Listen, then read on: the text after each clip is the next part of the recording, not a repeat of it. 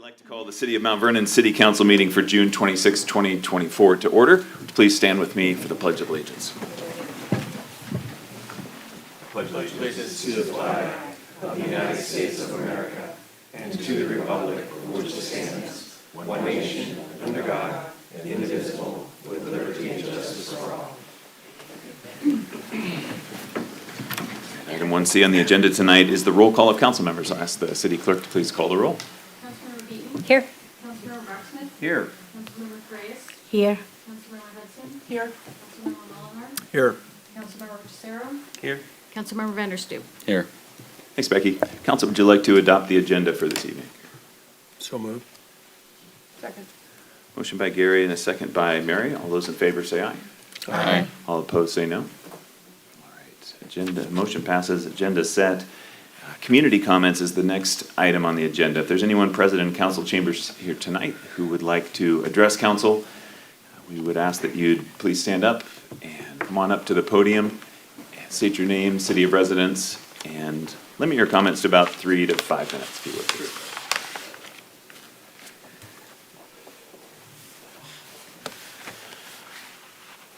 Good evening. My name is Michael McDaniel. I reside in Mount Vernon. I had previously asked council members for help before coming to speak tonight. Council member Iris, she had put together a meeting with Mayor Peter Donovan. I'm appreciative for the meeting, but the outcome was not what I had hoped for. These issues are today with the Northwest Clean Air Agency and the Mount Vernon Planning Department that came up late 2023. I've had to hire professionals who deal with these government matters.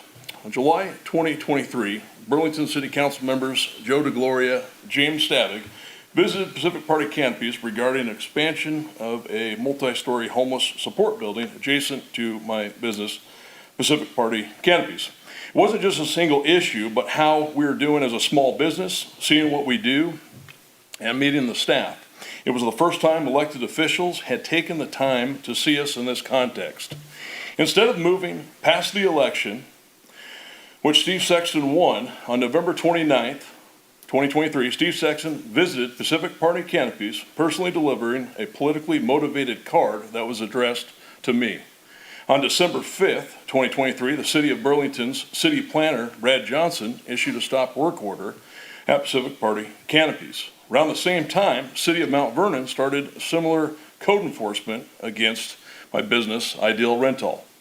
On a January 5th, 2024 meeting held at the Burlington City Hall boardroom, myself along with Derek Sly, Nick Redondo, Burlington City Planner Brad Johnson, Burlington City Administrator Greg Young, with Steve Sexton, still as mayor, Brad Johnson started the meeting asking why we had not completed the permitting. I brought up that the Burlington Public Works didn't do the same permitting when they cut down dangerous and hazardous trees adjacent to 455 Pease Road. That meeting ended under 10 minutes when Steve Sexton erupted in anger. I informed Mayor Peter Donovan of Steve's conduct after the meeting, shared the surveillance images when the letter note was, card was dropped off. Once an election is over, you move on.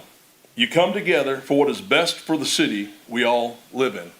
Words that Tallahassee, Florida Mayor John Daly said to me in downtown Fort Lauderdale a few days prior to January 5th meeting. I question why Mayor Peter Donovan hired an individual who said he had no intention of serving the office he ran for and openly complained about the pay.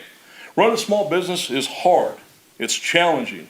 As a small child in Omaha, Nebraska, I thought about owning my own small business as I delivered the newspaper. We should be working together for the common good. There's no place for public officials abusing power and targeting private citizens. So thank you for your time. Thank you, Mr. McDaniel. Thank you. Would anyone else like to give public comment this evening? Yes, sir.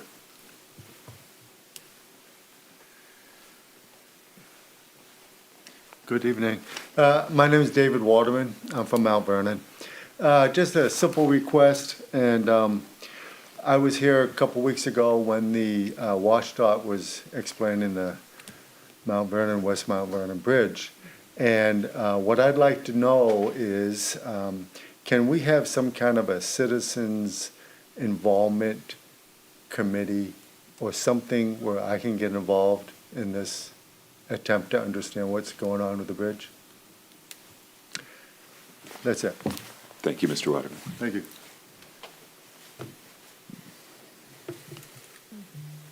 Anyone else here for public comment tonight?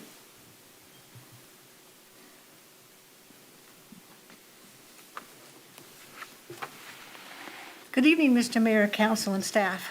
I'm Marion Myers of Mount Vernon, Cedar Heights, with stormwater facilities including a biofiltration swale and access berm, shown on our recorded plat document as-built drawing. I'm here to address claims made by Public Works validating their lack of required maintenance of our biofiltration swale. They have stated that they will only maintain the function of our drainage swale by keeping the water flowing freely with no current need for vegetative maintenance, as it is only a conveyance channel with no treatment of runoff waters. I've had it confirmed, I mistakenly said last time, that the drainage swale is not a continuous flow biofiltration swale. I have been told that the drainage facility is a biofiltration swale that was designed to safely contain and convey the stormwater flow up to and including a 100-year storm event to the storm pond. The 2005 Stormwater Management Manual for Western Washington references the 1998 King County, Washington Surface Water Design Manual, which clearly states in Chapter 6, Water Quality Design, Section 6.3, that biofiltration swales can be designed for conveyance of on-site stormwater flow since 1998 up to the current 2021 edition. I have it. And 6.3.1, Applications and Limitations. It is designed so that water will flow evenly across the entire width of a densely vegetated area. A swale can be designed for both treatment and conveyance of on-site stormwater flow. 6.311, calculate design flows. If a biofilter is used for conveyance, the capacity requirements of core requirements number 4 must be met. These flows must be estimated using the hydraulic analysis procedure described in detail in Chapter 3. And then over in step 6, provide conveyance capacity for flows greater than the water quality design flow. Biofiltration swales may be designed as flow-through channels that convey flows higher than the water quality design flow rate. It tells them to check the swale size to determine whether the swale can convey a 25-year and 100-year peak flow consistent with the conveyance requirements, and a 100-year peak flow velocity based on the 100-year flow depth must be less than 5 feet per second. And it goes on to talk about the grass above the design treatment of elevation, which would be a conveyance channel. Either a typical lawn seed mix or landscape plants may be used. However, swales used to convey high flows, consideration should be given to the soil building capacity of the vegetation. And there's a section on maintenance. The grass should be mowed to maintain an average grass height between 4 inches and 9 inches, depending on the site, monthly mowing, etc. That's as far as I'm going to read. That is what has been done with our biofiltration swale. It is on our as-built drawing shown as a drainage swale. And then in the front sheet of our as-built, there is a little legend in the top. I've showed it to you in the big drawing that says proposed biofiltration swale. So it is shown in the drawing as a drainage swale, but called out as a biofiltration swale because it is allowed to be a biofiltration swale as a conveyance.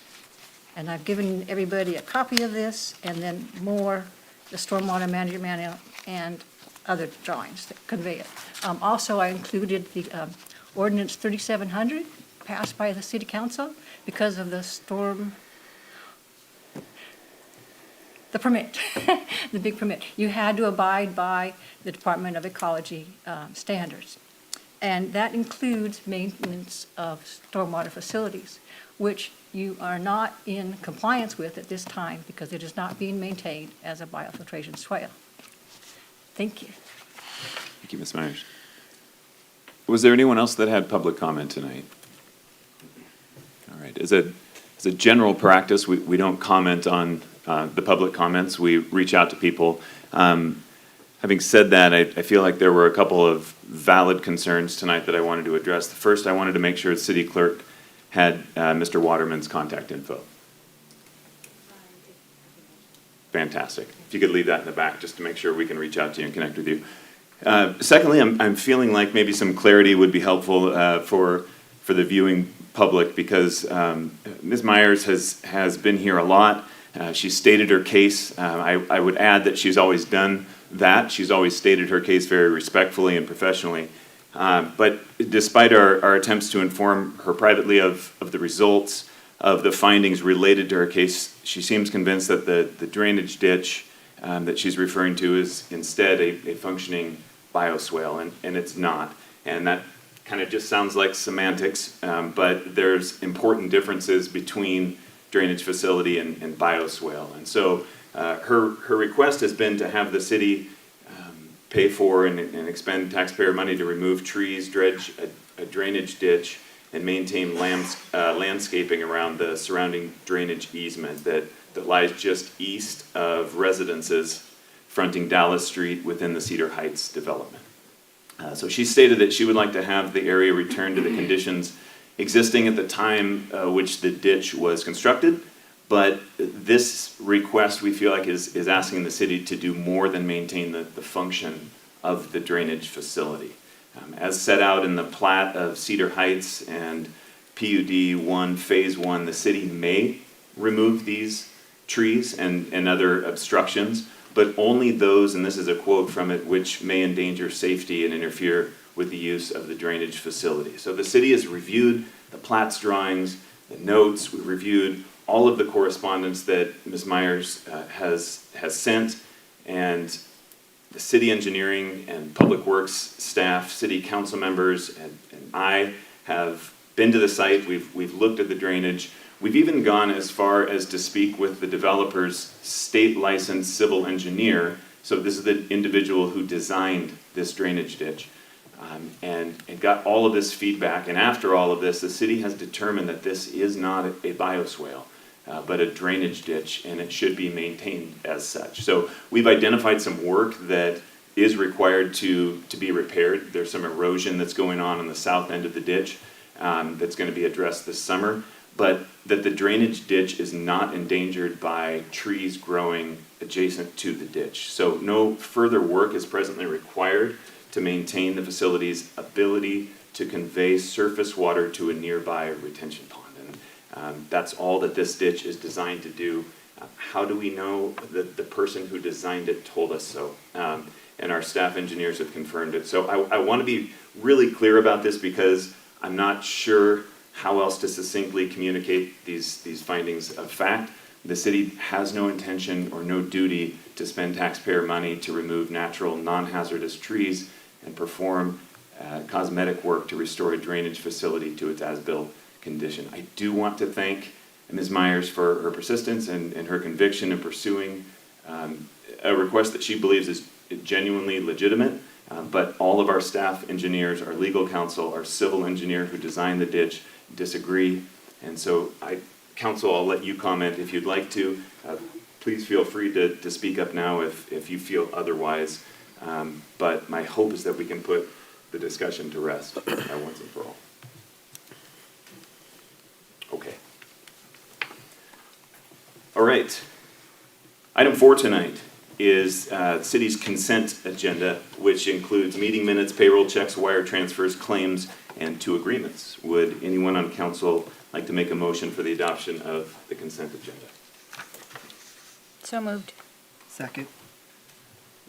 Motion by Councilmember Beaton, a second by Councilmember Brock Smith. All those in favor of approving the consent agenda, please signify by saying aye. Aye. All opposed say no. Motion passes. On to reports, council had Finance and Parks and Enrichment Committee meeting, and Councilmember Mary Hudson chaired that one. Has a report for us. Thank you, Mayor. We met this evening at 6 o'clock here in these chambers. The first item always is the approval of our meeting minutes from our prior meeting, which we passed. First presentation was from our Finance Director, Doug Valesky.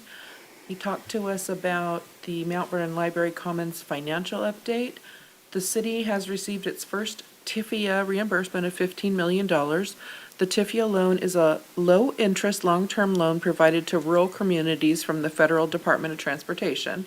The city has received approval for up to $26.8 million of this funding. The city has paid out an estimated $47 million out of the $54.7 million budget, and we're still awaiting agreement for the awarded federal CFI grant in the amount of $12.5 million. We talked about a 2024 budget amendment that we will have tonight on our agenda. The funds that are affected are the general fund with an increase in expenditures in the amount of $714. No, I wish it was $714,413, of which there is $648,413 in offsetting revenues. The remainder will be offset by budgeted savings. The wastewater utility fund increased in the amount of $556,000 to pay a debt service payment that was carried over from the 2023 budget. And finally, we're transferring $2 million in funding that was transferred into the Library Commons fund from the ARPA funding to support the project, which is now being transferred back due to the increase in the Library Commons funding that we received. It also has includes spending the $2 million. We have a deadline that we have to commit these funds, so we need to start working towards that. Otherwise, we will have to give them back, which we want to use them for many good things in the city, a lot of deferred projects. Then we talked with our Parks and Enrichment Services Director, Jennifer Berner. She gave us a status of the Hillcrest Park multi-use athletic field. I don't know if you've driven by lately, but the field is looking great. It was hydro-seeded this spring and it looks fantastic. It should be ready for use possibly late this summer, for sure in the fall. We also looked at a draft of an inclusive playground at Hillcrest Park. A community group was put together to give feedback on a concept for this inclusive playground. The playground consultant we're using is Northwest Playground, and we did get to see a proposed playground design. It's really a great idea, a great concept. It helps share playgrounds with those that are suffering with or have disabilities. So it can be used by anybody, but it does include an inclusive environment for people with disabilities. We talked about the age of our current playgrounds in our Parks Department. Some of them are 25 years old, at least.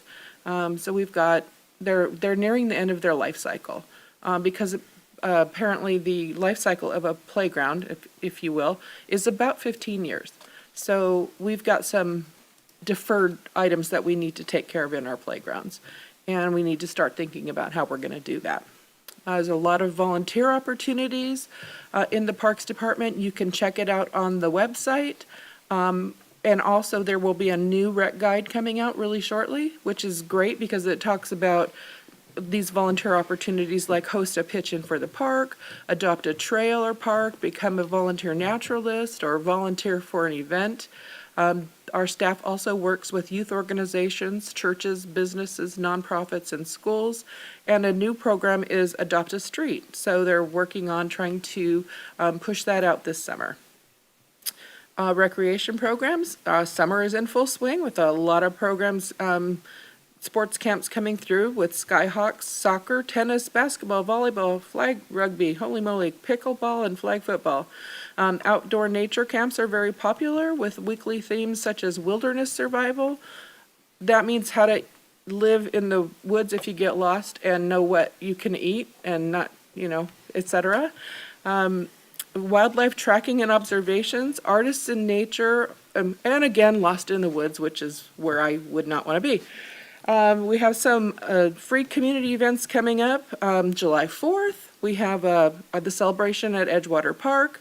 We have Touch a Truck coming up on July 13th at Edgewater Park. The ever-popular Youth Arts Festival, July 27th at Hillcrest Park. And then National Night Out in concert with our Mount Vernon Police Department, August 6th at Edgewater Park. We then talked with Library Director Isaac Huffman. With our new commons coming on board, they're working on their goals of economic development and cost recovery with the new facility. Basically, cost recovery as to maintaining the library. It's not a for-profit business. We want to cover our costs, basically. They talked about some conference room rental policies with us and kitchen rental policies with us. So news to follow on that, but we had a very full meeting and we ended at 6:59. Thanks, Mary. I'm excited to see who makes it through Survivor Camp. Me too. I'm sure it only sounds like a liability. Last week, we had a Development Services Committee, and Councilmember Brocksmith chaired that and has a report for us. Councilmember Brocksmith. Thank you, Mr. Mayor. We did meet here last Thursday, the 20th of June, and we covered multiple topics for the Development Services Committee. For folks out in the viewing audience who may wonder what that is, Development Services is the department in the city. They cover short-term permitting and also long-range planning for the city. We had our monthly development services report, and they're very busy. There's 1,433 permits that they're working through the system. I really appreciated Director Pratchner's breaking down those permits into kind of a review of where they are in the pipeline.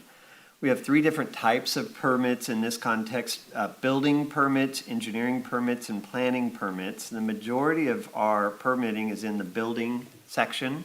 There's also engineering permits, and then fewer but important planning permits. And those permits are broken down into what's under review and not yet issued, and ones that were returned for revisions, and then ones that have been approved and are under inspection, which is the vast majority of those 1,433 permits. So it really helps us know sort of what's happening in the city, and where they are in the process, and what we can see and expect in the future. So really appreciated the breakdown of those permits. We went on for the main topic of the meeting to talk about Senate Bill 6015, which was passed by the legislature last year and has gone into effect now, and parking in the city of Mount Vernon. And this is an effort that the city council and the mayor have been working on to really take a look at our policies, procedures, code in the city of Mount Vernon, and how to align them as best as possible with state, with other jurisdictions, and to make them efficient while also meeting the needs of the citizens of Mount Vernon. So we've been going through that process for a while, and that resulted in the interim ordinance that we recently passed to improve implementation of accessory dwelling units in the city. So take that as sort of context for parking in Mount Vernon in the Senate Bill 6015. And so we have been looking at red line changes to our current code that would make several changes in the city of Mount Vernon. First off, off-street parking, as outlined by the state legislature, can no longer be required to be in garages and carports. And so that is a change that we are making in the city of Mount Vernon as well. And not required by the state, but in discussion here in the city, we've looked at our adjacent jurisdictions, and we are looking at reducing off-street parking minimums for single-family residences and duplex from 4 down to 2 per unit. And that would align us with other jurisdictions. Before I go on to the other 3 changes, I wanted to note that, of course, we want to make sure that we don't have unintended consequences from any actions that we're taking. And so there's a question about our on-street dimensional standards and making sure that we are not doing anything that would jeopardize, large vehicle, emergency vehicle, garbage vehicles, parking on streets that would overly congest anything. And we've actually made quite good improvements in those standards already, and the city council asked staff if there were any concerns from any department, such as emergency services, that they bring those questions to us, and we'll take a look at those before making any additional parking changes. So we're definitely doing our due diligence. There were a couple of 3 other smaller changes that are required by the state that we're looking at. One is parking surfaces. And so if you have an existing legally non-compliant gravel parking and you want to add an ADU, we would not require you to change that parking to cement. And in addition, grass pavers are an allowable use for parking in the future. So those are parking surfaces that are now more flexible. And also, our parking dimensions need to be changed, but you'll be glad to hear, only from 9-foot wide minimum widths to 8-foot wide minimum widths. That provides additional parking in the city. And so those are the four main changes that we're looking at. And so just sort of what are next steps on those parking changes? The first is what we have asked for is to see if we could implement this in an interim ordinance, much like we did with the accessory dwelling unit. We could align that potentially with our work plan for formalizing the ADU interim code into permanent code, and that would be efficient for us. So that's a discussion we'll continue at our next available opportunity on the next committee meeting. And I'm also happy to report that another process that's ongoing, as reported to us, is that the North Star group initiative in the county that works with the counties and the cities are also looking at future work that the jurisdictions can all do in aligning how they make sure that parking is sufficient and safe, but not overly burdensome to housing development, which is an affordability problem in our community. So that is the status of our parking review at the Development Services Committee. A couple of last topics. We heard an update on our Critical Areas Ordinance Ecosystem Alternative Program, which we colloquially call the Buffer Buy-Down Program. It's where development activities could, if there is a buffer adjacent to them, that's a vegetated area adjacent to a stream course or a wetland. If there's a need to reduce those, not completely, but by a percentage, then we have a program that developers can use to buy down that buffer. We looked at several recent examples, which included our own fire station, a couple of housing, single-family residences that use this program. And we appreciate the flexibility that it provides for our citizens and know that money is then being invested in other areas. But there's still a couple of questions remaining on that, so we'll have another discussion of that at a future Development Services Committee if the general public's interested in that. And then finally, I just wanted to provide an update to folks. Folks in the public may or may not know that the city is beginning to do an update of our, it's called a comprehensive plan that would be updated in 2025. That process is starting now. That will go through the Development Services Committee. Other components of the comprehensive plan have already gone through, as the Parks Pros plan has been adopted recently, and that'll form a major basis of the comprehensive plan update. We've recently hired OTAC Consulting to help us with doing that planning work. And for folks of the general public, we will be hosting a joint meeting with the City Council here and the Planning Commission on July 31st.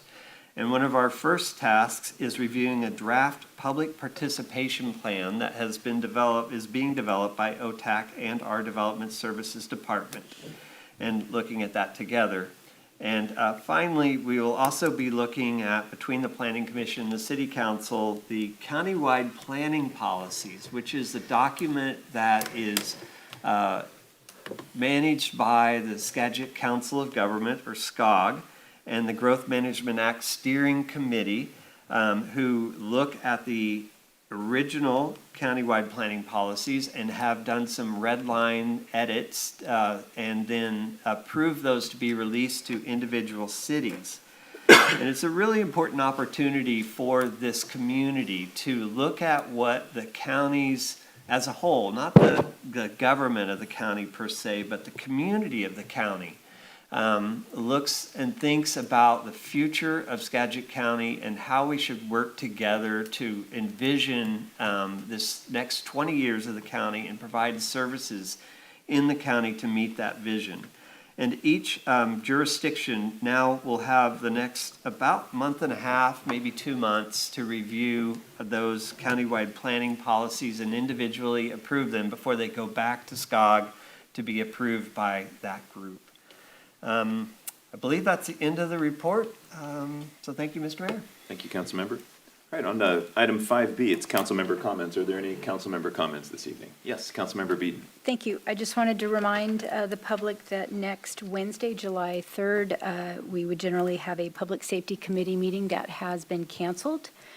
I just wanted to, because of the 4th of July holiday, I just wanted to remind our community that any firework that is in the city that goes up and blows up is illegal. And so I just want you to keep that in mind as you're celebrating with your family and friends.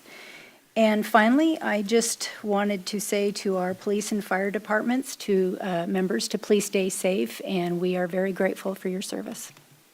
Thank you, Councilmember. Yeah, council got very serious about those fines for those fireworks a couple years ago, didn't they? Those fines are in place now. Councilmember Broxman. Excellent segue, and I wanted to mention the size of those fines, Mr. Mayor. Would you please? $355 per violation for anyone who's using fireworks outside of noon to midnight on July 4th. And again, those are only the safe and sane fireworks that can be used between noon and midnight on July 4th. Anything else is illegal all the time in the city of Mount Vernon. And if you see a problem, please don't, and it's not an issue of life, health, and safety, please don't call 911. If it is an issue of safety, please do call 911. But otherwise, a non-emergency number that you can use is 360-428-3211. And, help each other, follow the rules, and avoid more fires. Because it's dry, we've already seen fires out there, and we do not want to see any more this 4th of July.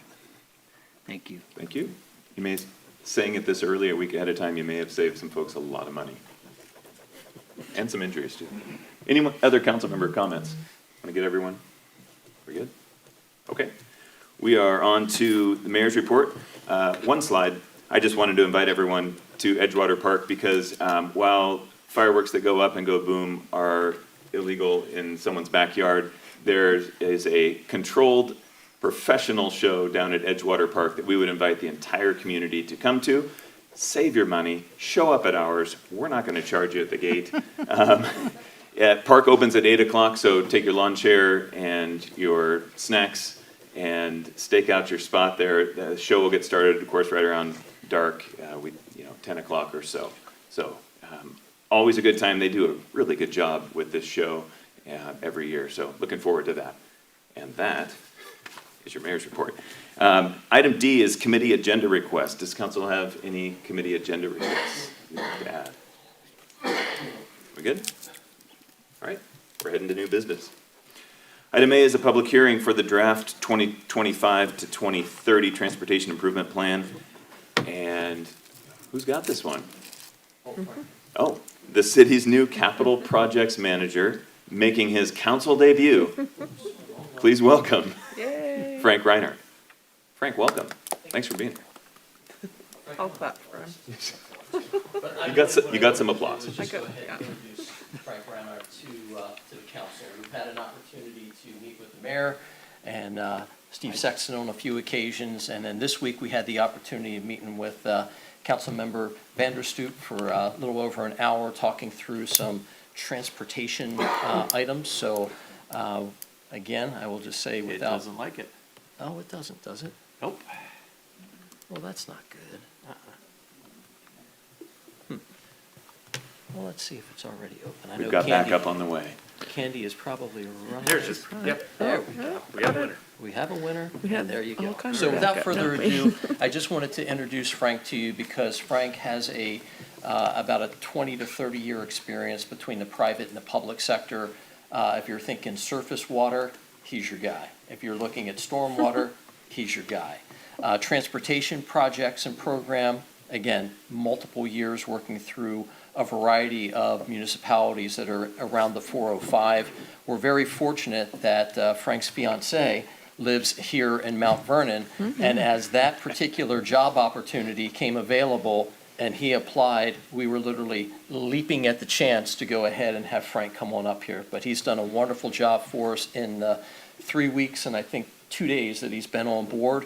And now, again, we've kicked off the training wheels. I sent an email out that basically had the Ice Bucket Challenge, and he is ready for it. So today is his first opportunity to come and speak with you on the Transportation Improvement Plan. Just remember, we will have a few more bites of the apple. We will have one at committee in the July timeframe, and then we will have another opportunity in another public forum. So this is just something we wanted to provide to you, and this will be available to you, the brief. If you want it, we will be able to send that to you first thing tomorrow morning. Okay, with further ado, Frank, you got the floor. Thank you very much. Thank you much, Mayor, Council, and thank you for the opportunity to present this to you tonight. Everybody decided that having me do this a week and a half on the job might be a little too quickly, so that's why I'm here 3 weeks.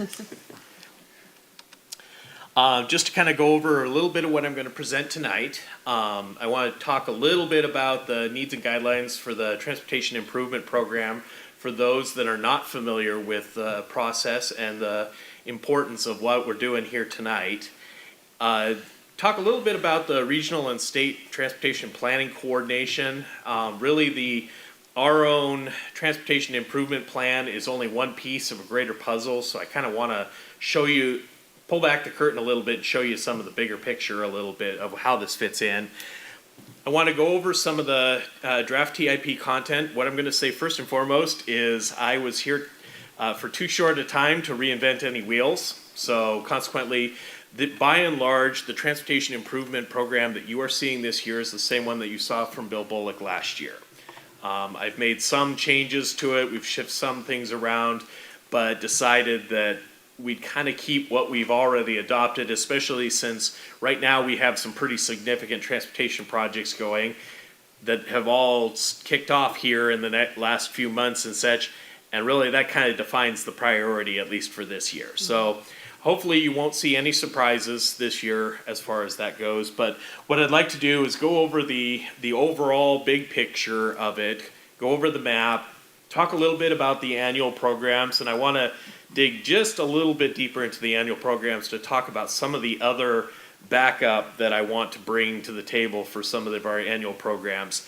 And then focus in, just for the purposes of tonight, on the projects that are on the draft tip for the next 3 years. And when I say the next 3 years, I'm talking about the next 3 years, some form of activity. Doesn't necessarily mean that the ones that we'll have built in 3 years. There's a couple of them that the construction is scheduled for year 4, but at least those that fit into that window. What I have also to share with you tonight, and this is on the city website as well, is a enhancement of the projects that I am going to talk about tonight and whatnot in the next 3 years. So I'm going to go ahead and let everybody, there's 3 pages for each of you here, and there's a few extras, so.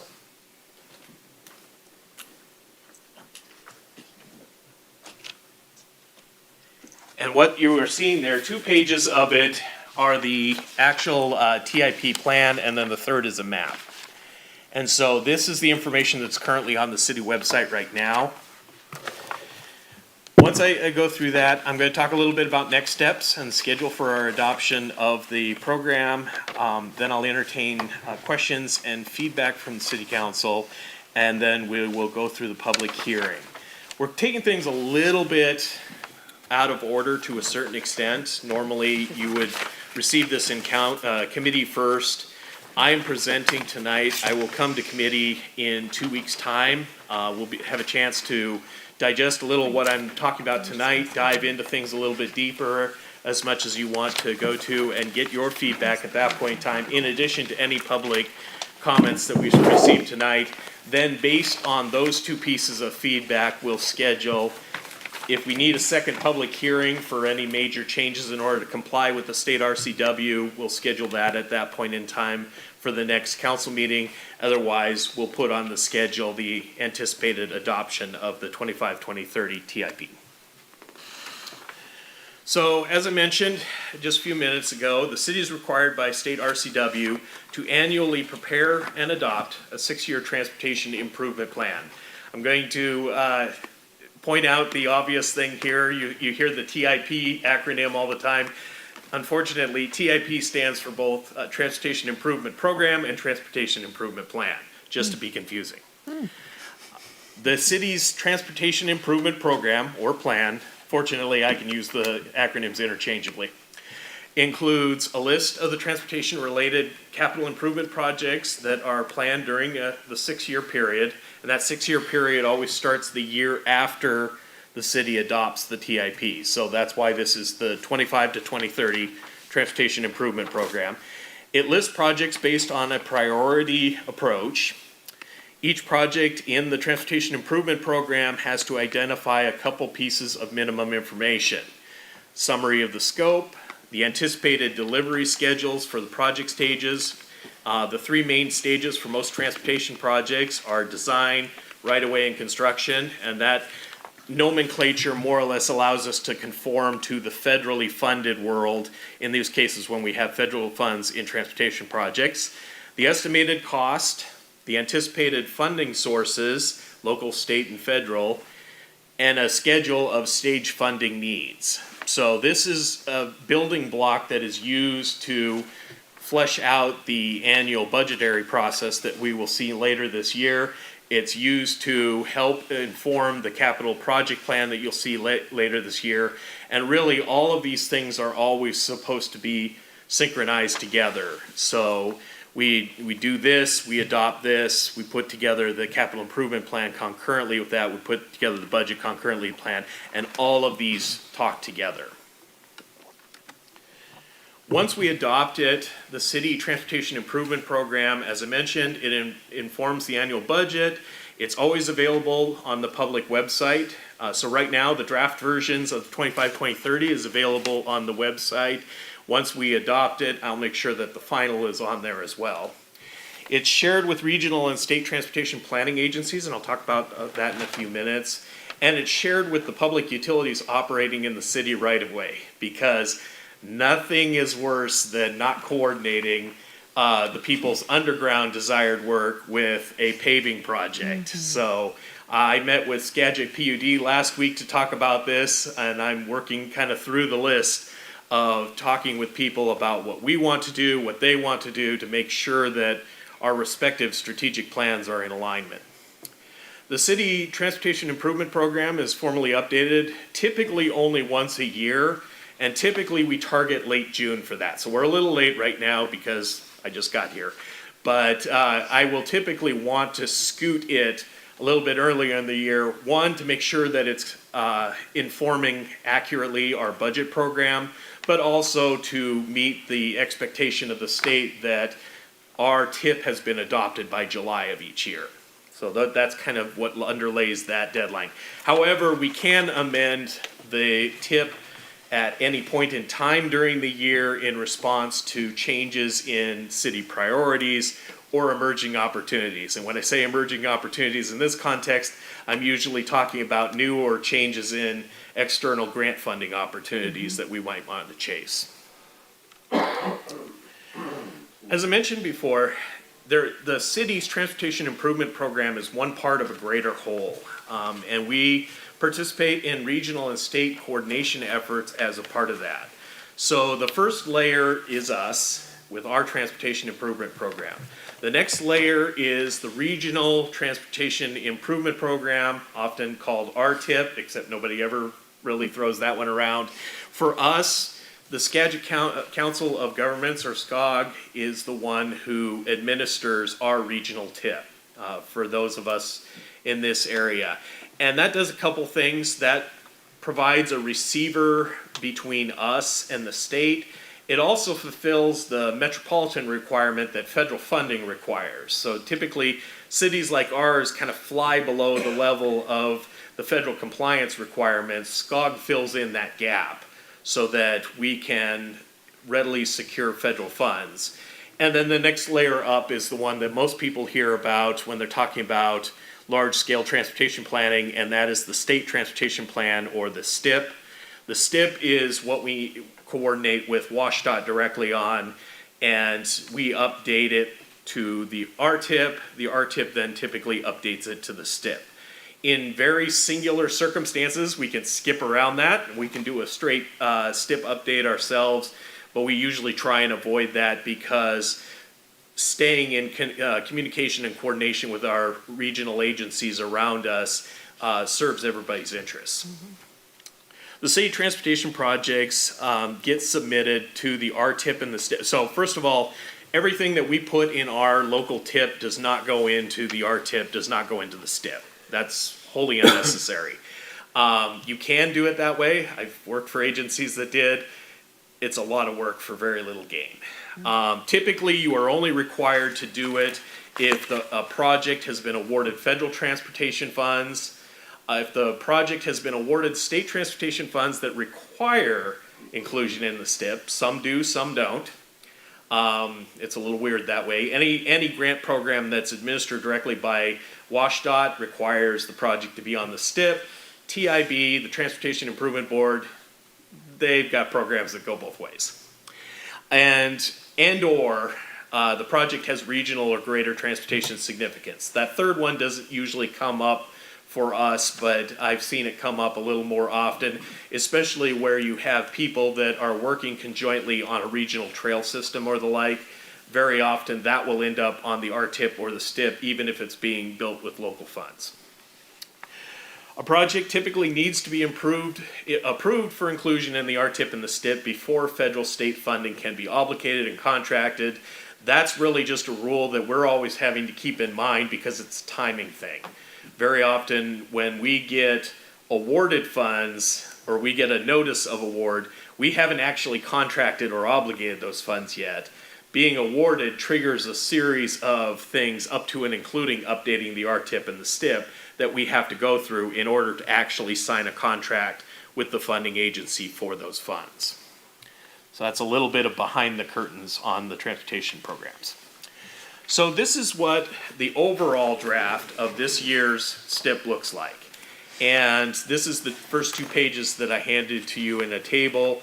This has the list of priority projects. Generally speaking, prioritization this year was largely dictated by projects we've already started. So if the project's already in motion, it is by definition a higher priority than one we haven't started yet. And that actually, because of the size and nature of the projects we're talking about, largely defined the next 3 years. So what you see in terms of color coding here, the light green, the first 4 light green ones are the annual programs. Typically, from what I've seen from past city transportation improvement plans, the top 4 priorities have always been those baseline annual programs. We've started with those first and then worked into individual projects. The ones that are colored medium green are the ones that I've talked about, that I'm going to talk about briefly tonight. Those are the ones that have some activity within the next 3 years. So the ones that are white below, currently, according to the current plan draft, we won't start until 4 years out on the horizon. 6 years out on the horizon of a transportation improvement plan or a capital improvement plan is really typically aspirational. So that's why you will very often see things kind of pushed out to that outer wall. There are other reasons for doing that, and I'm actually going to talk about one of them a little bit later in this presentation. Finally, at the bottom, you will actually find the 3 library projects that were on the previous transportation improvement plan. It's my practice to not take anything off of a city tip until the project is done and gone, especially if there are federal funds in it. There's just too much of a problem with having something drop off the tip, and especially drop off the regional tip or the state tip, and then when you're still trying to reconcile the final closeouts of projects, including potential for funding redistributions or anything else like that. I usually avoid that by taking it out of the priority scheme and putting it at the bottom, but leaving it on there. So they will naturally, projects that have not yet completed will naturally drop off the tip over time, but only once the project has actually been completed. So this is the map. It's very similar to the map that you saw last year in terms of where all of these are located, relative speaking. What you will see, though, in this year's map is there's no blue projects. I didn't add anything to the tip from the previous year. In future years, when we add new projects, I'll make a point of coloring them in blue to distinguish from the red ones that were already on there. Just in general, so that you kind of follow the numbering scheme, the T in a project number stands for transportation. The next two numbers stand for the year in which the project was introduced onto the city tip. And the third set of numbers is just a numeric that numbers the projects 1, 2, 3 on any given year in which they are assigned. So if you see a number that says T-20-01, that was the first project added to the city's tip in 2020. Just in terms of clearing up the numbering season there. So again, narrowing it down to the ones that are most immediately relevant tonight, the ones that were colored in green. These are, like I mentioned, the projects that we're looking at with some activity in 2025 through 2027. So I want to take a minute now and step away from the individual projects and talk about the annual programs. We have 4 annual programs. We have the local street improvement projects, which I am going to start slipping in the nomenclature pavement preservation program, just for clarity's sake in that one. So you're going to hear me refer to it. I'll be nice and refer to it by both for at least a little while and whatnot. But typically speaking, the way we have looked at the annual street improvements project, it has typically been about pavement preservation. So, and I think it's going to be even more so as we keep working forward in that program. The second one is the signal maintenance program. We partner with WashDOT to actually operate and maintain most of the signals in the city, but some of them age out over time. And as we start to look at aging signal operations as well as signal upgrades, we want to coordinate that. If it rises to the level of an individual project, and you'll see one of those on there, we'll introduce it onto the tip as an individual project. But if it's just kind of general replacement of cameras, replacement of operational units like signal heads and whatnot, then usually we will run it out of the annual program. The Americans with Disability Act, or ADA, transition improvements, those are typically focused specifically on sidewalks and pedestrian walking routes. I should mention all 4 of these programs right now are primarily funded out of the Transportation Benefit District funds. The new PROWAG, which is the Public Right-of-Way Accessibility Guidelines, was released in August of last year. So the ADA rules have changed somewhat. That has not been adopted yet by the transportation departments. The U.S. Department of Transportation has already listed it, though, for adoption, and we expect that WashDOT is going to follow shortly. There's no immediate time frame for that. But as I start to look at this program, I am going to be looking at the new PROWAG as well as the old PROWAG, just to make sure that we don't continue doing things in accordance with the 2012 PROWAG and then suddenly find ourselves not in compliance with the 2023 one.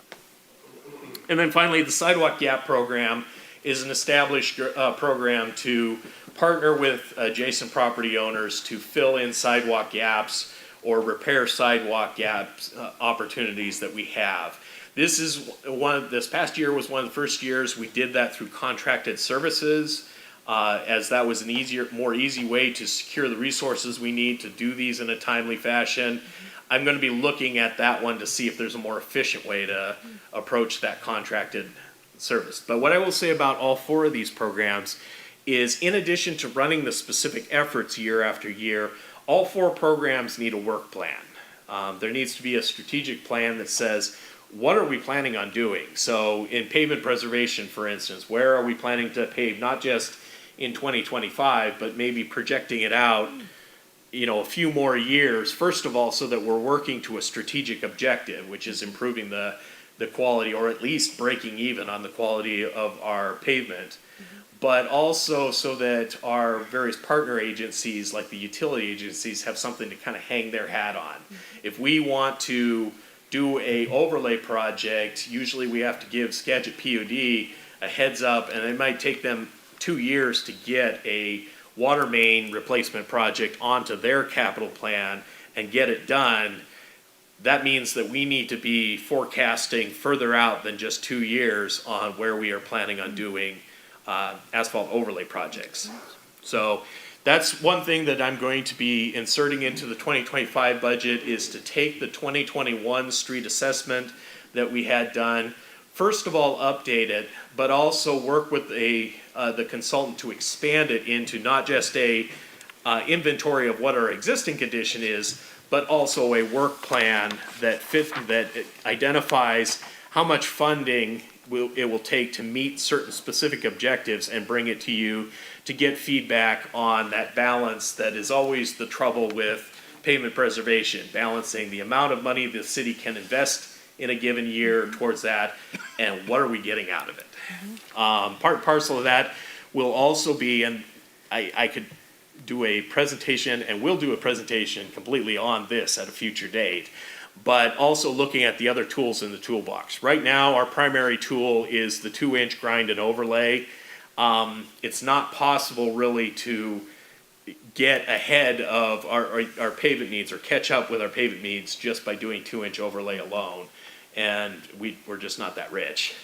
So part of that exercise is also looking at what other tools are in the toolbox, and getting your feedback on those tools, because some of them require a fair amount actually of public education and whatnot to reach everybody and understand what we are proposing to do with that. So that is all something to come here in 2025 as I push forward with that. The others are a little more straightforward, although ADA, right now our ADA transition annual program is largely, if you'll pardon the expression, kind of being led by the nose by the overlay project to a certain extent, because overlay triggers ADA requirements. But again, when you look at sidewalk issues, potential ADA issues in the city, those are usually bigger than what we can just attach to the overlay project. So there's a desire there to bring that plan, finally finalize it, and then also attach to it a projective plan going forward of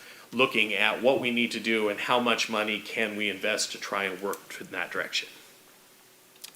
So I'm not going to go through all of these in detail, because I'm being respectful of time tonight, and I know I'm going to be coming back to you at the committee meeting in 2 weeks. But what I want to do, first of all, for the purposes of getting your feedback tonight, was to first show you essentially the format that I have put these together as a summary sheet. I haven't released this to the public yet, but this is the format that, as part of that transportation improvement plan that right now has a table and a map, that each one of the projects will have one of these sheets that you're seeing there, and that together, that package becomes the tip that goes on our webpage. So this is what I put together. I kind of used Bill's approach from last year, and I just added some additional information that is required to be part of the tip, and just wanted to kind of unveil it tonight for the first 3 projects. Run through it really quick, see if you had any feedback on it. Is it missing something? Would you want to see more information? Again, as always, we're always trying to balance the amount of information that we put on something with the desire to have it be a 1-page illustrative illustration of the project. So just to go in brief, typically speaking, I represent it with the project name. I don't like dropping words like street or drive off of project names, because very often the project name that we use is the same project name that the state and the federal government is going to use for grant applications. So very often I try and use a complete project name, and then in the parentheses is always the range of a transportation project. Most transportation projects typically have a start point and an end point associated with it. Project number is the project number that's in the tip. The schedule, generally right now, I've just kind of kept with the design and right-of-way being clumped together as one effort, and the construction being the next stage of importance. The cost estimate, right now, I am going through the cost estimates that Bill Bullock put together before he left, so that's kind of where that is at the moment. I want to make sure that I have gone through all of them before I present to the committee in 2 weeks' time. The funding sources are looking again at how they were funded in last year's transportation plan, or what funding sources were identified, and that's what you see represented here. Local funds, state funds, and really the state and the federal for right now, I've just left it as a yes, no. But when we start getting into which type of state funds, which type of federal funds, then I'll start putting those in there to provide a bit more information. And then finally, a scope summary is just a quick bullet list of what are we planning on doing.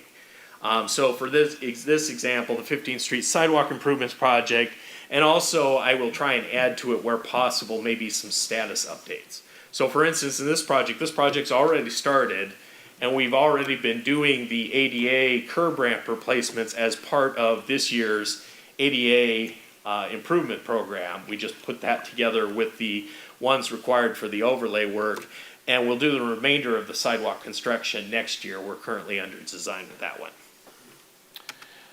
LaVenture Road widening.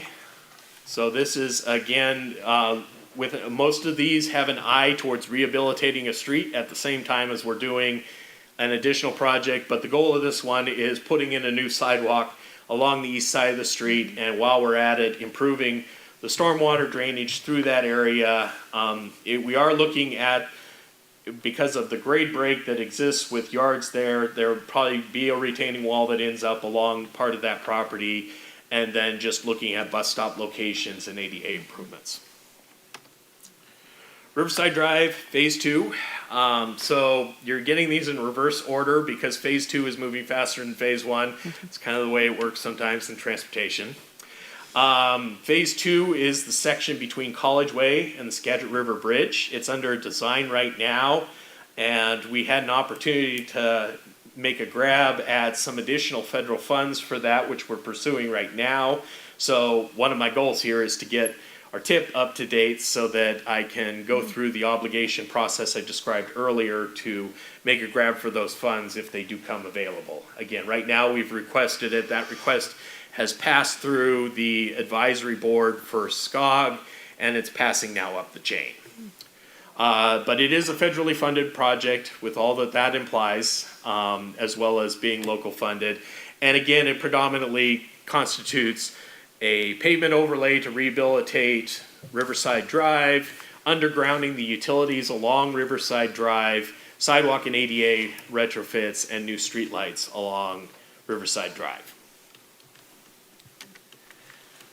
30th Street improvements, Phase 1, which is between College Way and Paul Place. This is a project that is complicated by the fact that it goes over a stream culvert that we also have to replace because we are doing a street project on top of it. So we have a state grant, a state RCO grant, we're chasing other funding opportunities for this one, just so that we are prepared to be able to build it by the time we finish the design here next year. The goals of this one are in addition to transportation improvement, mobility improvement with sidewalks and extending the shared use path on the east side, is also to raise the overall grade of things so that that street doesn't flood on a regular basis. This is a continuation of the multi-phase Colshan Trail safety lighting, and again, we kind of hop around a little bit based on priority. It just happens that Phase 3 is the highest priority because it's the closest in proximity to the school. And that's the section between LaVenture Road to 30th Street. And the goal here is to install street lighting along that trail to make it a safer multi-use path especially during the darker periods of time as a school walk route. Blackbird Road extension. So this is the odd duck that I referred to earlier, where we have a project that's probably going to happen in multiple phases. but I have stuck the big ticket construction item out on 2030. That's not necessarily because I think that's realistic still yet, but we want to have that on the STIP so that we can chase federal funds. The goal of this project right now is to take it through preliminary design to a 30%, to establish the alignment that we want for this roadway extension between Little Mountain Road and Eaglemont Drive, and put us in a good place to be able to establish a funding strategy, establish grant suitability, and start chasing future funding opportunities, especially for construction. This is a big enough ticket item that, as I've noted, you see noted on here, it's probably going to be a federally funded project just because that's it. State funding usually is too small up here for that sort of thing. This is Riverside Drive Improvements Phase 1. This one is trailing a little bit behind Phase 2 because we have some difficult right-of-way issues to resolve on Phase 1. So that's why this one's running a little bit slower than Phase 2 at the moment. 30th Street Improvements Phase 1. This is the second section along 30th Street, 1st Street to Manitou Drive. And now we're starting to get into projects that are not necessary, that in the 3-year window, they're out at the far end of the 3-year window.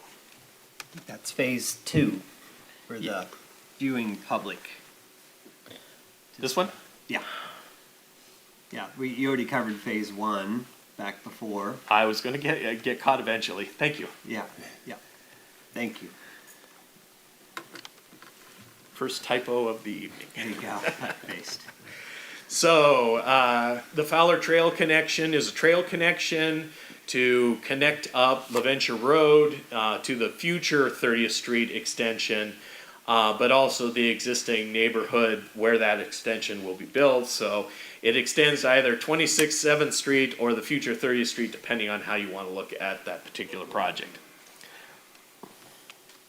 And then finally, we have a signal project that is within that, or a signal intersection project, I should say, that's within that 3-year horizon at 13th Street and Broad Street. This is a supportive signal for the hospital traffic that exists there, and the fact that as growth is happening there, that intersection is seeing more and more service level demands. And we will use the opportunity to also address the ADA improvements and address the pavement overlay in that project at that point.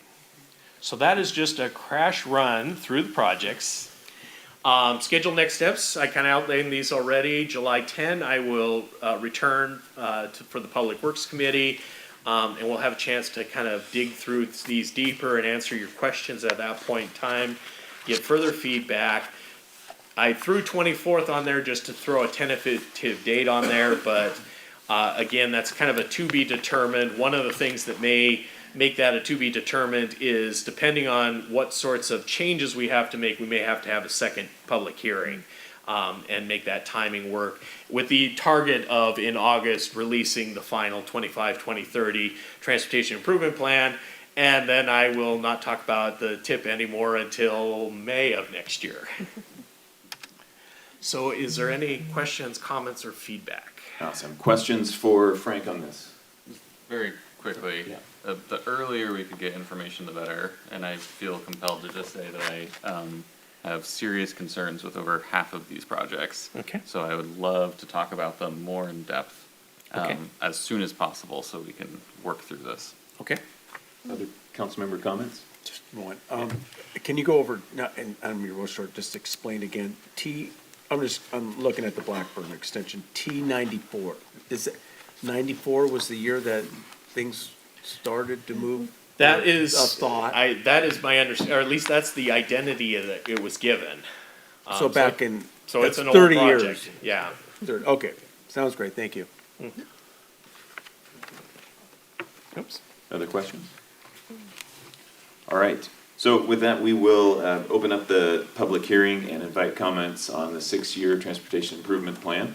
Want to start that public hearing with a written comment that was emailed in. I don't know if council was in receipt of that or not, but it came to my office.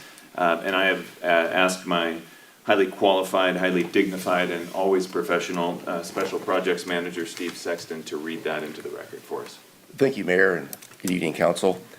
So I'm just going to read this. It was received yesterday via email, so it was June 25th it was received, and I'll read it just as it is written. To the City Council of Mount Vernon, Washington, I rise in opposition to any consideration of a pedestrian bridge across the Skagit River. In my not too terribly humble opinion, it is the height of fiscal lunacy to have this project on the 6-year traffic improvement plan. Let's look at a few facts laid before us in the draft expense estimates list published with the meeting notice.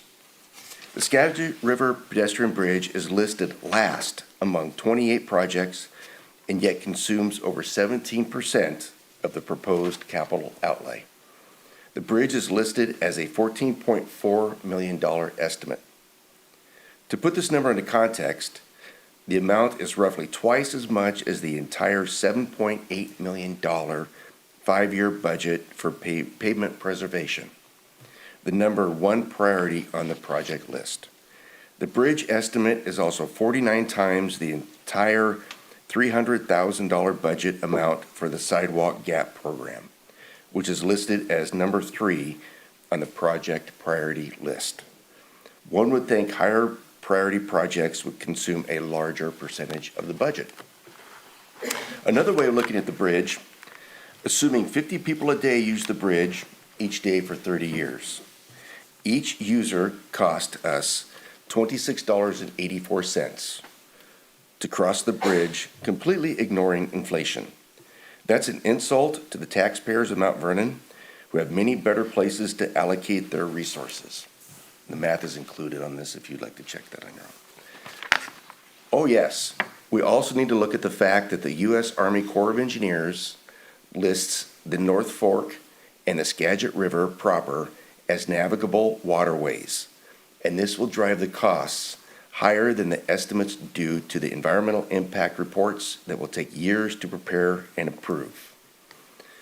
So while we see the pedestrian bridge is an expensive way to accomplish virtually nothing, my fear is that somebody is creating a large slush fund. There is nothing to stop this project list from being approved, getting funded, and then diverting the money allocated to the bridge to something else. And for that reason, in addition to the rationale above, the project list needs to be revised to delete the bridge project line item, lowering the total estimate of $81.338 million to $66.928 million. Thank you, Scott Correa. Thank you, Steve. The public hearing is still open if anyone else would like to speak to the transportation improvement plan. All right, seeing no other comment, we'll close the public hearing, and I believe there's no action tonight. Is that right, Frank? There's no action. Just had a quick question. So you saw the format that I kind of presented, project information. Is there anything that I can add to it that would be helpful to you? I hate to be this tedious, but I will okay. be, and I will try and be as quick as possible. When we look at line item T0607, so this is just an example of one of the concerns that I might have. So 0607, there's approximately 632 feet of sidewalk not there, which services 18 single-family homes and an apartment complex, which I'm not sure about the total density. So the amount of people affected per dollar, much in the same light as our public comment, is concerning without background information, which I'm sure that you have. Okay. Or you, not at this time, but somebody else will absolutely have to inform me better about that specific project and how important it is. I would also say that road widening is an interesting term to use, and I would want to talk about the benefits of road widening in that situation. That is just one of the snippet into some of the information that I would be curious about. And once again, sorry to be tedious. No worries. Thank you. I do like the layout that you Okay. proposed. I think it gives us all the factual information that we really, all the details Thank you. in a bullet point. Okay. Yeah, Councilmember Sarah. In the past, we've actually discussed the bike plan that we have to have for our city. How's that included in these projects or? So there's one thing there's a couple different answers that I would throw out there. Because typically we're kind of operating at the project level here, and very often bike planning is that strategic layer that exists between a comprehensive plan that establishes priorities of the city and the development of individual projects. And that middle strategic layer is very important. And so, for instance, from the standpoint of looking at the strategy for how are we going to grow that mode in the city of Mount Vernon, that's a strategic planning effort that we should be putting in the budget as the development of that plan, including getting public and stakeholder input into that, and shaping up that plan, and then projects come out of that. Very often when we're scoping individual projects, it's just locked within the scope of what we are proposing to do. But that bike strategic plan is a common thing that I'm seeing more and more cities adopt as part of their strategic transportation planning effort, and that then would inform both project ideas as well as project priorities for bike-specific enhancements. Did I get to the heart of it for you? Okay. Other, yeah, Councilmember Brown. Yeah, I'd love to build on that, because I've advocated in the past that we have a more strategic approach, and I don't know if it's just the city's responsibility. You know, we work within our own jurisdiction, our own limits. The county has some planning, but it doesn't feel like we have a connectivity, not just within our city, but outside of our city to the county, to other cities, and sort of a lack of a champion, because it's not really been something that we've owned or had to own. But it's as we went through the PROS planning, the park and recreation open space planning process, really highlighted how important that connectivity and non-motorized mobility is to our citizens and the quality of life that we have. So I'm really interested in that conversation and what we could do as a community to fill that gap. And so as a couple of examples, the Fowler Trail connection is something that's been on here for a while, and I'm pleased to see that it's not too far out in the future. And is this just sort of like a policy call as to when we invest that first $95,000 for engineering and $50,000 for right-of-way purchase?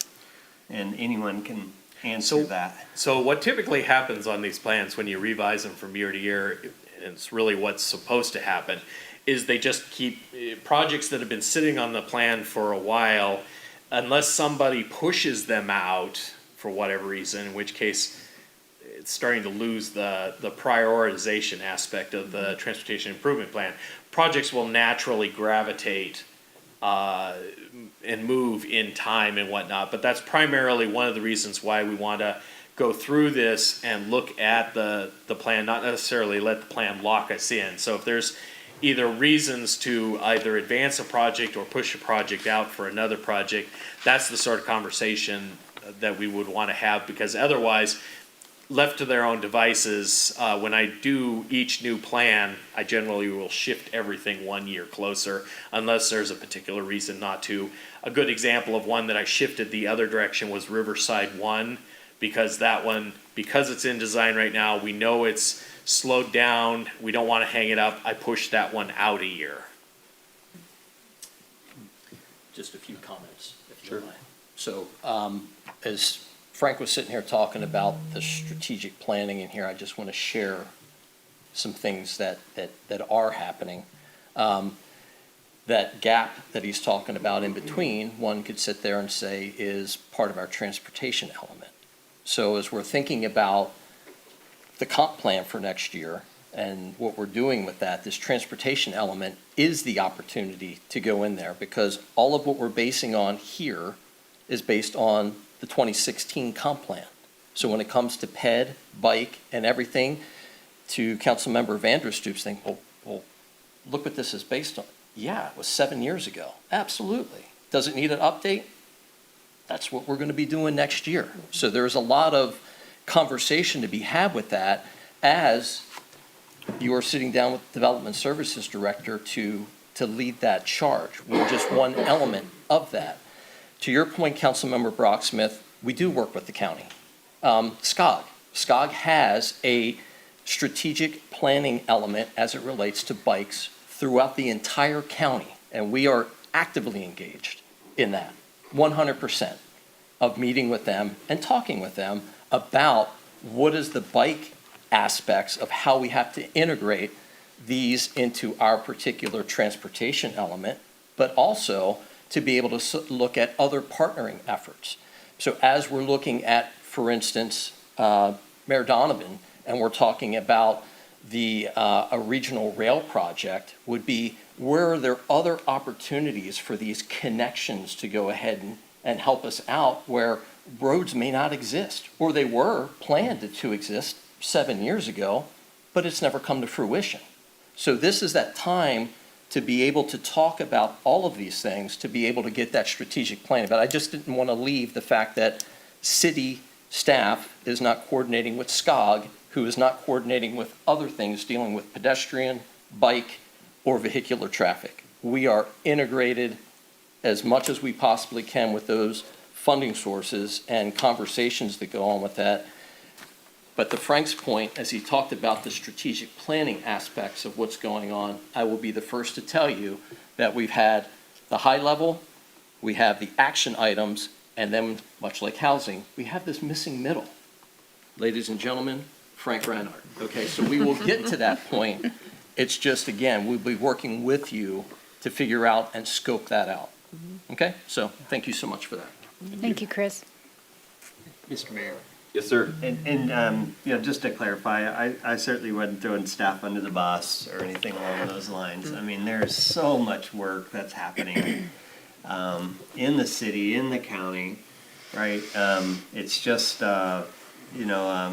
this becomes a series, a discussion of priorities and what our vision is for the future. And I think that's our job up here. So I don't think this has much to do with staff. I think this is about us and how we represent what the community wants and what are the tools that we have to affect that as a city council. I'd also note that the green, the sort of ones that we're acting on soon, doesn't have anything in here yet about the Division Street Bridge and non-motorized travel there. And I had advocated last year that we add that into the TIP, and maybe we'd be in a different place today if that was in here. With our discussion with the DOT, it's hard to know. But it feels like we could do more to prioritize as a city council some of those non-motorized activities, including Riverside Drive improvement, phase 1, and that planning work. So, thank you. You bet. Were you referring to the pedestrian facility across? Because that one was put in 2017, across the bridge, across the Skagit on the west side. Oh, you mean the non-motorized bridge? Yeah.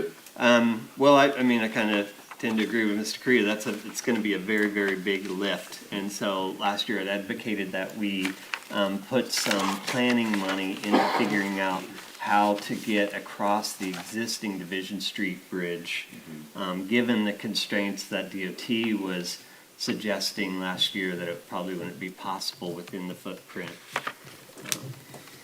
So Frank, with that, where we have this pedestrian facility, a pedestrian bridge in our planning document, and we have, an opportunity with WashDOT potentially to incorporate that somehow. Is there room there if it's in as a separate bridge? Does it still qualify if it serves the same function? Yeah, so this is another example of what I was talking about earlier, where the stuff that gets stuffed out to the the 6-year mark tends to be the aspirational. And that's why you can look at the numbers of expenditure year after year, like the public comment, and look at 2030 and say, how is the city going to do $50 million worth of transportation work in 2030? The answer is we aren't. That's not really the point purpose of keeping it on the tip. And I think there's a bigger conversation about priorities related to that. It's gotten stuck out there primarily so it has a presence on the tip, so that we are articulating that this is not, we want this project to be considered part of our strategic plan, recognizing that it's a heavy lift. And it may take any number of different forms as we move forward in the planning, whatever. One of the things, though, to get to what you were raising, is when we have an opportunity to put planning level project design, kind of similar to what we have with Blackburn on there, that's something that we may want to consider in a shorter time frame, just to see what the challenges are. Look at the alternatives difference between a dedicated bridge and this, potential modification and or rebuild of the existing bridge, which WashDOT presented on 2 weeks ago. I think that there's an opportunity there for a planning preliminary level evaluation of alternatives analysis that we can budget for, that would answer some of these questions and address a little bit further why, what is the risk of that estimate? That's a fair comment from the public. If we got stuck out there with or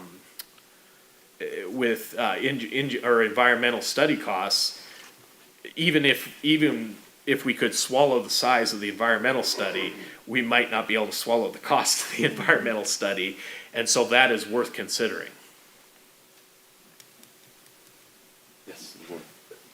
Something that occurred to me after WashDOT came and gave their presentation, and also referencing the letter that was read to us, the wall that we seem to be hitting is this issue of navigability. Is that a word? Have we explored, is there a way for us to approach the federal government and ask for some sort of waiver? No one is gonna navigate that river. Like that's a moot point at this, we don't dredge that river anymore. There's nothing that's going to try to navigate those waters in order to go upriver. Have we explored the possibility of appealing to whatever agency, EPA, whoever it is that controls that designation, that we need some sort of waiver to accomplish this goal of putting something across that? Because it is not a safe bridge for pedestrians or bicyclists. It's a great point. And to answer you directly, no, we haven't asked for a waiver, but we have asked WashDOT to respond to that same concern or question. Do we really need an operable bridge that swings over? So more on that when they're here. I hope that they'll have some answers for us, because I think it's a great question. I still have a hearing open, yeah. Super fast. Sorry for coming off so severe earlier. Sometimes I'm a little bit too direct, and I was responding to the content of this. I'm so happy to have you on board, and fantastic presentation.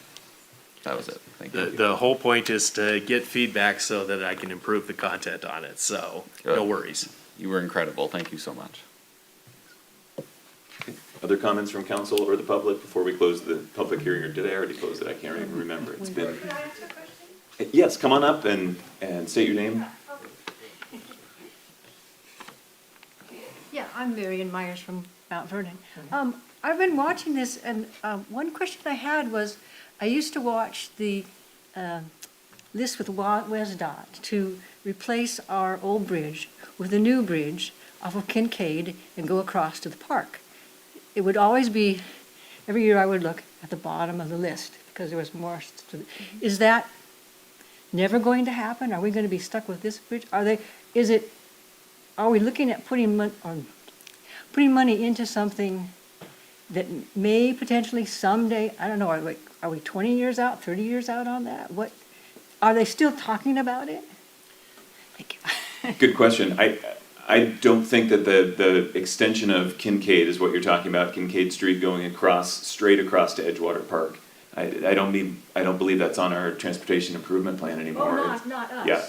I'm wondering. Oh, WASDOT? Yeah. Okay, yeah, I would Is it, ask do you know if Public it's still Public there? Works. So I can answer that. The answer is no. And the other part of that is even with the existing bridge, so I'll just let you know, from the last meeting that we had, Councilman Brocksmith, you had the two alternative questions that were coming in there. WASDOT is looking at that. There was another question about what are other aspects of a pedestrian access that we could do with the bridge. They're exploring that. Coast Guard Region 12, Seattle, the navigable water things, WASDOT did, a guy named Todd Carlson used to be the assistant region director here, retired. Today, Cedro Woolley's public works director retired. He was there, WASDOT was there. There's a conversation that was had today. They haven't reported back. But trust me when I tell you, WASDOT will be back before you in the Public Works Committee meeting to handle those questions, your question, the question about that. The bridge is in good enough shape, okay, that they're not going to replace the bridge. They've already told us that. What they're going to do is the rehabilitative work that's on there, and that's kind of what we're on the mark for. So Thanks with for the that, update. the Coast Guard Region 12 thing, once I find out what Todd Carlson knew, then I will engage and work that way to find out about the, ex-Navy guy. I know something about ships and water, so I will find out something about that, and we'll work that out and provide that to the mayor. Thank you, sir. Thanks. Thanks, Chris. Mr. Mayor, I think that we might have Another another comment, come on up, yeah.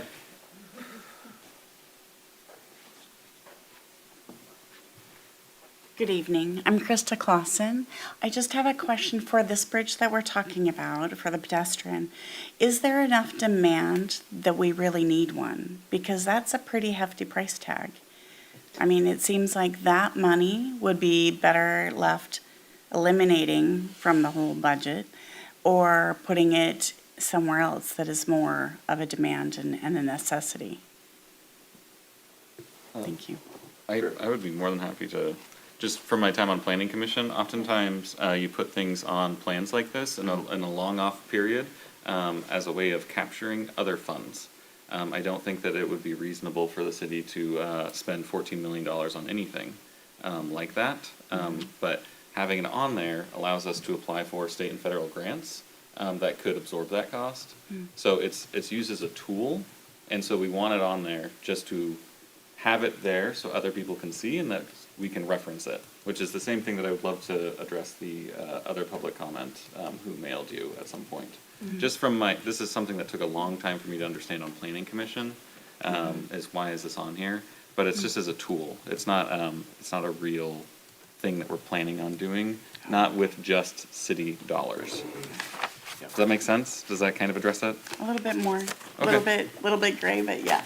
Andrew Vanderstoop, feel free to reach out to me after this. I'd love to talk some more about it. Okay, thank you. Appreciate it. I think that's a good point. That would be a monstrous hit to the city budget, and I can't think of a 7-member council who would vote to spend that much on a project of city money, but. With your permission. Yeah, please. So this is now, as Chris mentioned, this isn't the first city I've worked at. And one thing I would say that I've seen in other cities looking at something of this nature is this is the sort of project that first and foremost, getting to what Chris was saying, that we would want to start at the top with the comprehensive plan, the transportation element of the comprehensive plan, identifying a policy objective that says we want to improve mobility, safe mobility across the Skagit River. You start with that kind of statement of intent policy and such. And so that starts to define then where do we go from there? How do we get there from that? And the preliminary study I mentioned earlier is one idea, it's one way of doing that. Including it on your transportation and plans or your strategic plans is another way. But in terms of the funding strategy for a project of that magnitude, most cities don't go after grant funds. This is the sort of thing that people go to the legislature for direct capital appropriations. So this is the sort of project that we say, and it would be that's a partnership between us and WashDOT, in terms, and possibly some of the surrounding communities saying, we all want this. We want this to be considered from a legislative standpoint for additional funding. Because that's the trouble sometimes with working directly with WashDOT, is a lot of times, by the time we're talking to a representative of WashDOT, they're working with a budget that's already been set. And then working with the long-range planning folks that they mentioned a couple weeks ago, very often they're not really willing to move until they see a clear articulation of city priorities in writing, adopted by this council, suggesting that this is important for the city before they really kind of get on board with working with us. So my suggestion there is that would be what we would consider in our next steps, simply because I've seen this kind of play out where whether it's a pedestrian bridge over I-5 or a large-scale redevelopment of the BNSF corridor into a shared-use trail, we're talking about a project that is way beyond the typical transportation grant programs that are out there, and really we're getting into a legislative ask. Okay, thanks, Frank. One last comment, I promise. Okay.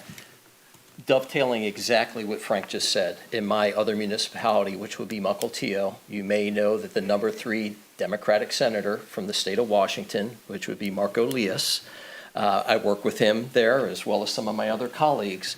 If you sit there and take a look at the Mukilteo Bridge that they have going down there, there's a pedestrian and a bike one that they just put through, and ironically, sponsored by Senator Lias. Okay, so there are options that were already, I sent this information to the mayor, but just for the council's understanding, with Councilmember Brocksmith information, Councilmember Tessero's confirmation, and Vanderstoot, that went to him as well, going, here are articles right out of the Everett Herald on 3 projects dealing with pedestrian and bike enhancements, sponsored by Senator Lias. How about throwing us a bone?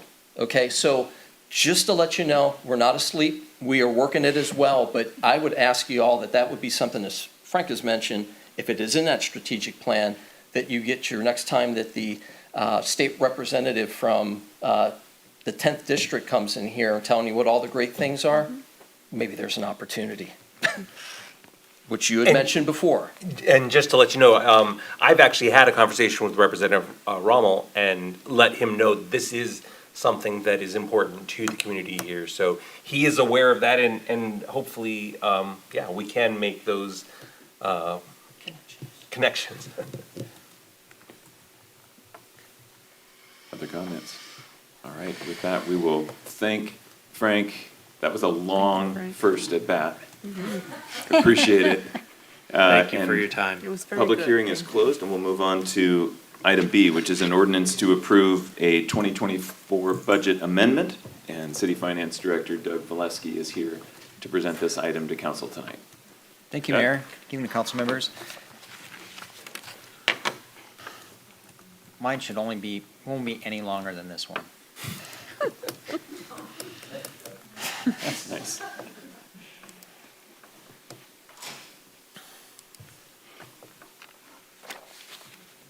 Okay, so tonight we have a request for council to approve an ordinance to amend the 2024 adopted city budget. So just going down the list that we have on here, first we have the attorney's office. That's requiring an increase in a budgeted FTE by 0.5 FTE to increase the current part-time office assistant to a full-time assistant. This is required due to increased workload and upcoming mandates. This also requires an increase in its expenditure appropriation of $20,000, which will be covered by current vacancy savings. The next one is for the Public Works Department. It's requiring an increase in the budget for one full-time equivalent for one senior engineer position starting in September. This position will manage various city projects, construction designs, oversee construction processes, schedules, et cetera. And the city is not requesting any additional funding for this request and will be using budgeted savings within the department. The next one is the finance department. It requires an increase in appropriate expenditures in the amount of $24,000 for the implementation and cost of the RAMP purchasing card program that we discussed. And right now, the cost of these will be offset by 1.5% rebate on on transactions using the card. I don't know how many times I heard transportation tonight, so.